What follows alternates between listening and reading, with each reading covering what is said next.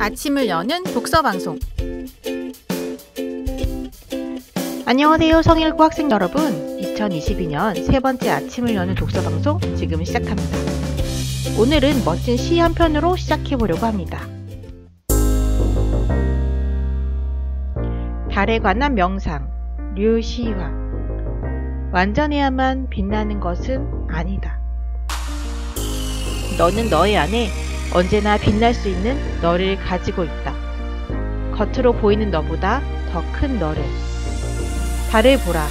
완전하지 않을 때에도 매 순간 빛나는 달을. 여러분, 멋진 시죠? 여러분도 완전해야만 빛나는 것은 아니고 이미 언제나 빛나는 사람이라는 거 잊지 마세요. 오늘 아침을 여는 독서방송의 주제는 경제입니다. 세무에서부터 시장의 작용과 인간 사회의 관계, 인공지능의 발달에 따른 경제 변화 예측까지 다양한 책들이 준비되어 있습니다. 먼저 책을 소개할 학생은 3학년 8반 이서준 학생입니다. 이서준 학생이 소개하는 포스트피크 거대한 역전의 시작부터 만나보도록 하겠습니다. 안녕하세요. 3학년 8반 이서준입니다. 이번에 제가 소개해드릴 책은 포스트피크입니다. 저는 지금부터 여러분이 일반적으로 알고 있었던 것과 반대되는 내용을 말씀드릴 것입니다. 인간의 갈망과 탐욕이 환경에 어떤 영향을 미쳤는지 우리는 배워왔습니다. 수많은 나무를 베었고 대기와 토양, 해양을 오염시켰으며 수많은 생물을 멸종시켰습니다. 대다수의 여러분은 이로 인해 지구가 멸망해가고 있으며 모두가 환경보호를 위해 노력하지 않으면 인류는 절망적인 미래를 직면하게 될 것이라 믿고 있을 것입니다. 물론 이것은 사실입니다. 저는 지구온난화가 거짓이라고 혹은 우리가 환경보호를 위해 노력하지 않아도 된다 말하는 것이 아닙니다. 책이 말하고자 하는 바는 단순합니다. 환경을 파괴해왔던 인간의 갈망과 탐욕은 더 많은 탐색과 발견, 연구와 발명으로 환경보호에 기여하고 있다는 것입니다. 책은 인류가 자원 소모와 환경 파괴의 정점인 피크의 시대를 넘어 발달된 기술로 자원을 효율적으로 소모하고 환경을 보호하는 시대인 포스트 피크의 시대로 나아가고 있음을 수많은 근거를 들어 설명합니다. 여러분은 이러한 내용을 읽으며 기술의 발달과 환경의 관계에 대한 새로운 시야를 가질 수 있을 것입니다. 이러한 이유로 여러분에게 이 책을 추천합니다. 다음으로 책을 소개할 학생은 3학년 9반 양승현 학생입니다. 안녕하세요. 저는 3학년 9반 양승현입니다. 제가 오늘 소개할 책은 메타도그의 시대라는 책입니다. 앞으로의 시대는 인공지능의 시대라고 해도 과언이 아닌데요. 인공지능 기술은 자동화에 있어서 큰 역할을 수행할 것이고 일처리 속도의 비약적인 상승을 이룰 것입니다. 제 생각에 앞으로는 다이소에서 팔리고 있는 대부분이 없어질 것이라고 생각합니다.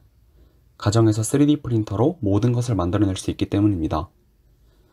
그렇기에 저는 요리용 소재 등 여러 분야에서 3D 프린팅에 쓰이는 소재를 만드는 기업이 크게 중요해질 것이라고 생각합니다.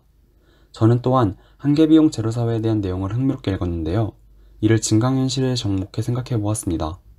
여기서 한계비용 제로사회란 인공지능의 발달로 재화를 추가로 생산할 때 필요한 총 비용의 증가분이 0에 수렴하는 사회로서 쉽게 음악을 예로 들자면 음악을 판매할 때 CD와 같은 유통 과정은 모두 생략되고 오직 디지털 정보와 아이디어 비용만 남게 되는 것입니다.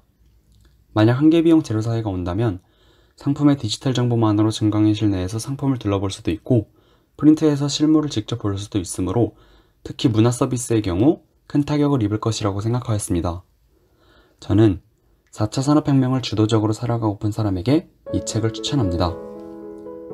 다음으로 책을 소개할 학생은 3학년 2반 최영욱 학생입니다. 안녕하십니까. 저는 3학년 2반 최영욱입니다. 오늘 제가 소개해드릴 책은 정의란 무엇인가의 저자로 잘 알려진 마이클 샌델의 돈으로 살 수 없는 것들입니다. 현대 자본주의 사회에서는 시장의 영향력이 강하여 우리의 삶에 많은 영향을 주고 있습니다. 그리고 이로 인해 인간의 권리가 침해되는 등 윤리적인 문제가 발생하기도 합니다. 그래서 저는 시장과 인간 사이의 관계와 시장의 영향력이 허용될 수 있는 수준은 어디까지일까 의문을 품게 되어 이 책을 읽어보았습니다. 이 책의 저자 마이클 샌델은 돈으로 살 수 없는 것들은 있다. 하지만 그 수가 줄어들고 있다는 주장을 하며 우선 탑승권, 생명보험, 검은 코뿔소 사냥권 구매, 바다코끼리 사냥 권리 등 우리가 살아가면서 볼 수 있는 사례들을 예로 들며 세치기, 인센티브 등 시장의 작용과 인간 사이의 관계에 대한 생각을 해보게 만들어줍니다. 세치기 하는 종류인 탑승권을 예로 들어보겠습니다. 요즘 놀이공원은 돈을 추가적으로 지불할 경우 줄을 기다리지 않고 놀이기구를 탈 수 있도록 허가증을 판매하고 있습니다. 경제적 관점에서 보자면 놀이공원의 이러한 제도는 합당해 보일 수 있습니다. 하지만 도덕적인 관점에서 보자면 이러한 제도는 모두가 공정하게 줄을 서서 기다리는 사항을 부정하고 줄을 서서 기다리는 평등과 공정을 깬 것으로 보일 수 있습니다. 이처럼 마이클 샌델은 우리 주변의 흔한 사례를 바탕으로 경제와 인간 사회와의 관계를 다시 한번 생각해보게 만듭니다. 저는 이 책을 읽고 어찌 보면 타당하고 합리적인 것처럼 보였던 다양한 사회현상들에 대해 다시 생각해보는 시간을 가질 수 있었습니다. 물질 만능주의가 팽배한 현대사회에서 일어나는 사회 문제에 관심을 가지고 이를 해결하고자 하는 사람들에게 생각의 토대를 마련해주는 이 책을 추천합니다. 마지막으로 책을 소개할 학생은 1학년 10반 장선우 학생입니다. 반갑습니다, 여러분. 1학년 10반이 장선우라고 합니다. 오늘 제가 소개드릴 책은 행복한 직업 찾기 시리즈의 나의 직업 세무사라고 합니다. 저는 세무사라는 직업을 목표로 하고 있었기 때문에 세무사에 대한 구체적인 설명과 세무사와 연관이 있는 세금에 대한 내용이 들어간 도서를 찾고자 했었습니다.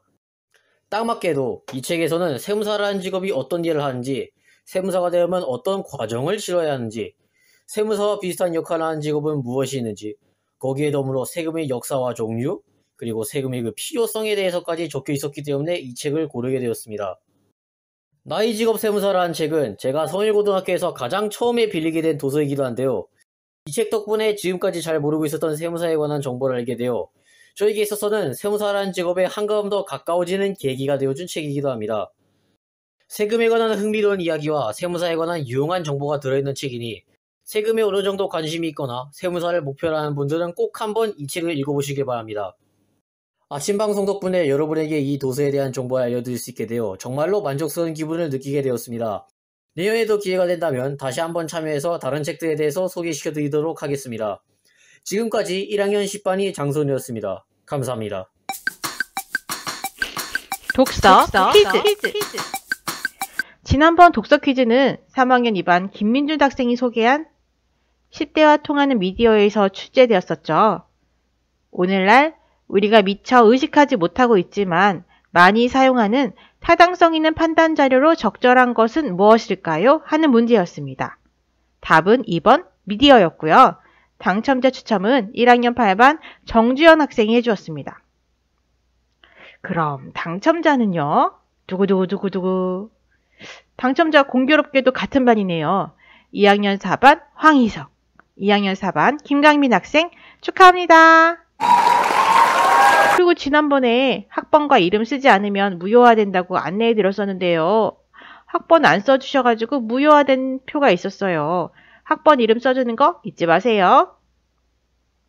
그럼 이번 주 독서 퀴즈 나갑니다. 3학년 8반 이서준 학생이 소개했던 책 포스트피크에서는 이러한 방향으로 기술의 발달이 이루어지고 포스트피크의 시대로 진입한다고 하였습니다. 이러한 방향은 어떤 방향을 가리키는 말일까요? 1번 기술의 원시화, 2번 기술의 효율화, 3번 기술의 독점화, 4번 기술의 개방화. 다시 한번 불러드리겠습니다. 3학년 8반 이서준 학생이 소개했던 책 포스트피크에서는 이러한 방향으로 기술의 발달이 이루어지고 포스트피크의 시대로 진입한다고 하였습니다. 이러한 방향은 어떤 방향을 가리키는 말일까요? 1번 기술의 원시화, 2번 기술의 효율화, 3번 기술의 독점화, 4번 기술의 개방화. 정답을 아는 학생은 카카오톡 채널에서 응모해 주시고요. 특별히 다음 주 독서 퀴즈 당첨자 2명에게는 해당 학생이 속한 그 반에 선물을 드리도록 하겠습니다. 많은 응모 부탁드려요.